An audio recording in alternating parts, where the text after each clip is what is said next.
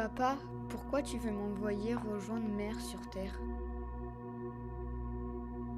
Pour l'y aider à protéger la vie, petit Corona. Regarde comme elle est belle. Papa, pourquoi me mettre dans le pangolin? Cet animal, Corona, est en voie d'extinction.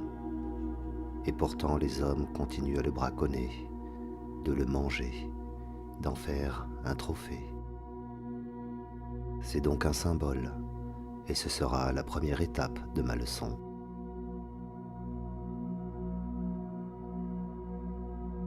D'accord, papa, mais pourquoi tu veux me faire naître en Chine? La Chine devient la première puissance du monde des humains. Elle est le symbole de la mondialisation, de l'exploitation et la destruction de toute forme de vie, de l'égoïsme et de l'avidité des hommes. Et très vite, tu te répandras partout où l'homme a suivi le même chemin. Et quelle forme vas-tu me donner, papa? La forme d'une simple vie de plus, invisible pour eux. Un virus qui va principalement infecter leur souffle de vie. Mais pourquoi? Tu vois, presque partout ils ont pollué la terre, pour s'en nourrir et dérober ses trésors. Ils ont pollué les océans et les rivières, brûlé les forêts et détruit la vie qui leur a donné naissance. Ils se détruisent eux-mêmes pour vouloir toujours plus, toujours mieux, jusqu'à polluer l'air, le ciel et l'espace qui les entoure. Ils étouffent la terre. Alors, quoi de plus symbolique que de toucher à leur respiration, petit, tu comprends? Oui, mais ça veut dire que je vais être dangereux, papa. Tu ne le seras pas plus que bien d'autres formes de vie existantes, Corona. Et tu le seras bien moins que les humains eux-mêmes, qui se font la guerre depuis des millénaires, au nom d'une nation, d'une couleur de peau, d'un système, d'une pensée ou d'une croyance. Bien moins que ces pesticides, ces médicaments ou déchets qui les ingurgitent, puis jettent n'importe où. Alors que tant d'humains meurent chaque jour de soif, de faim, de maladies qu'ils savent pourtant guérir. La seule vraie différence, c'est que toi, même invisible, ils te verront partout, et en même temps. D'accord, papa, mais tu crois que ça va marcher ton truc là, alors? Je comprends pas comment.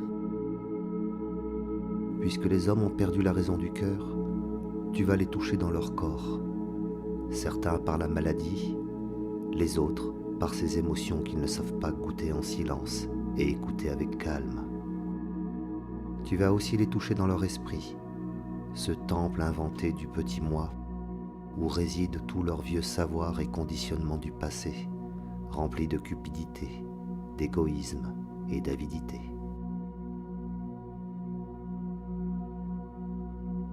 Oui, mais alors, les hommes vont avoir peur de moi. Oh mon petit, oui. C'est sur cela d'ailleurs que je compte pour qu'ils cessent de se croire civilisés et deviennent enfin des vrais humains. La peur sera là dès le début, partout, d'où qu'ils viennent. Puis, la privation de leur prétendue liberté par un isolement forcé, l'effondrement de leurs fausses valeurs économiques, morales, sociales ou politiques, de leurs croyances. Je veux les immobiliser totalement et massivement, comme une invitation pour chacun vers un voyage dans leur monde intérieur, pour qu'ils découvrent qui ils sont vraiment, qu'ils sont les mêmes psychologiquement aux quatre coins du monde sans la moindre différence. Ils se disent bons et justes la plupart du temps, et pourtant, ils ne cessent de critiquer, de revendiquer, de semer le chaos au nom de l'ordre et la morale. Ils ont tous tant de colère, de peur et de désirs égoïstes. Alors qu'ils se regardent et qu'ils s'acceptent enfin tels qu'ils sont, en toute lucidité. sans masque. Et il se passera quoi sur Terre en attendant? Eh bien, elle va pouvoir enfin respirer. Et dans cet hémisphère nord où tout a commencé, le printemps va pouvoir rayonner comme il ne l'a jamais fait depuis si longtemps.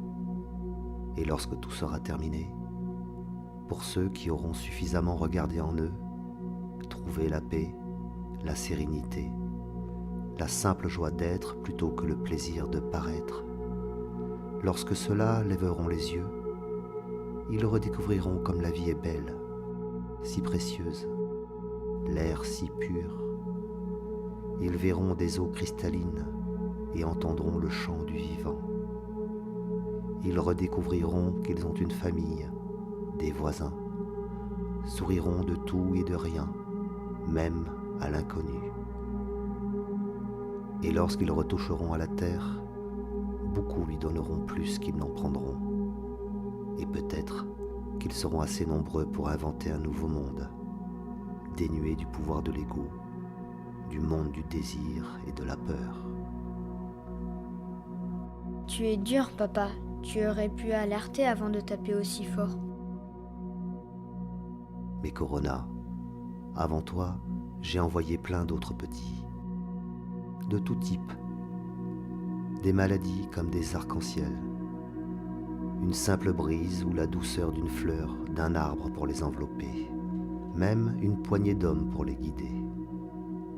Certains ont compris, mais ils étaient trop peu, et leur monde s'y cloisonnait déjà. Les humains ont un cœur immense. Quand ils veulent faire quelque chose, ils le font. Ils ont créé de formidables technologies, mais s'en sont servis pour dominer plutôt que pour donner. À l'image de ces hommes qui sont allés sur la Lune et y ont planté un stupide drapeau. Tu es sûr que les hommes vont comprendre cette fois alors?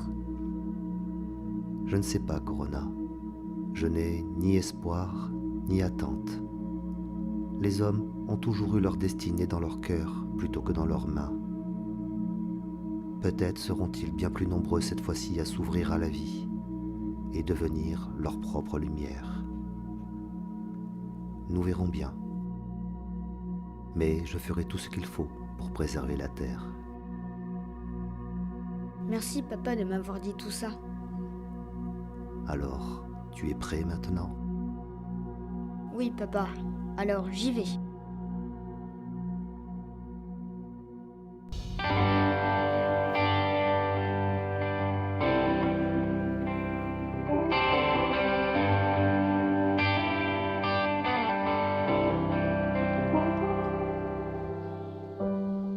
Imagine there's no heaven. It's easy if you try. No hell below us. Above us only sky. Imagine all the people living for today. Oh, imagine there's no countries. It isn't hard to do.